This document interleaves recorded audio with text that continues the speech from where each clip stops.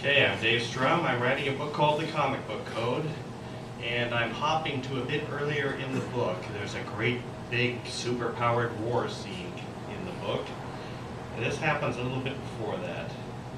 What has gone on before? Nearly everyone at the comic book convention and the army troops that were called in have been put under insidious mind control to turn against Holly Grail Svensson, California Smith, or Cal, her hundreds of superpowered fanboys and fangirls, all under siege at the small press area, which is formed into a small Alamo-type fortress.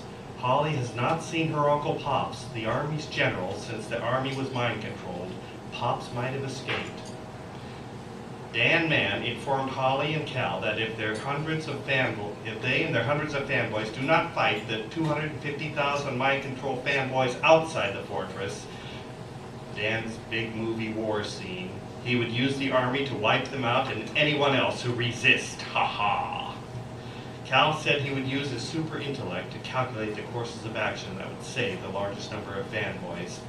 The despondent Holly was at a total loss. She advised everyone to get a good night's sleep. Holly's fans, who unlike the mind control fans outside, are rather geeky, nerdy, and very faithful, told Holly they will follow her and Cal's advice. Holly's powers: flight, super strength and toughness, super telekinesis, a nasty temper, and blonde Amazon good look. As the Holy Grail, she has channeled superpower into the world. Cal's powers: super intelligence and Batman-type body armor and gadgets, and at this point in the book, a deep loyal love for Holly. Chapter 29, the chapter with the weepy just before the battle letter. The San Diego Convention Center, the small press fortress, Cal and Holly's room, a Sunday, 3:45 a.m. Holly sat on a bench on Moonlight Beach, smiling at a sunset, sky fiery orange, ocean blue-green. And then her smile faded. Dave, this isn't my room. You're dreaming, Holly.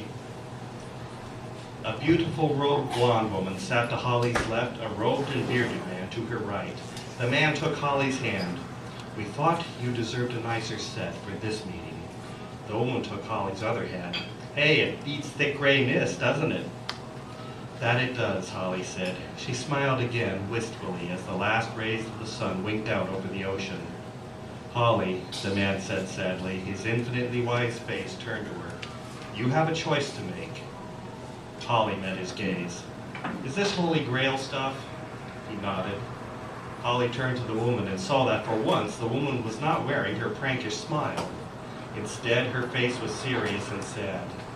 Yeah, stuff that our bloodline does when our disciples are in danger. Holly swallowed hard. She looked back to the man. When the mobs turned against you, his eyes winced a bit at the memory. They knew not what they did, and I did what you would call the superhero thing. Holly squeezed his hand. Sorry all this reminded you. Then she blinked. Oh. She looked at the ocean again. I thought, the Holy Grail choice so soon? She felt the man and the woman squeeze both her hands. We're sorry, they said together. They kissed her on each side of her face. They let go of Holly's hands and walked hand in hand towards the horizon, into the ocean, or rather, on the ocean. Holly watched them. I wonder if I can do that. Holly awoke to quiet darkness. She reached for her intellectophone on the table by her bedside and checked the clock. 3:55 a.m. The days and the dream's memory rushed into her head. She sat up. Oh, how am I going to get back to sleep? She got up and stretched. Her big and long enough for a nightie Batman t-shirt felt appropriate for this hour. She walked to Cal's bedside, using the phone as a light.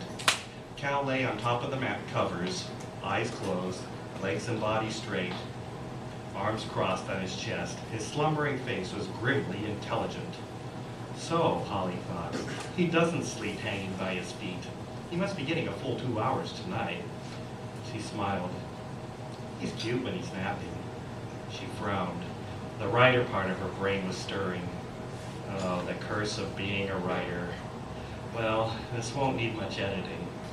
She walked back to the table, pulled up a chair, and sat down. She propped up the intellectophone to face her, unfolded its external keyboard, and began to type. 1 hour later, Cal awoke.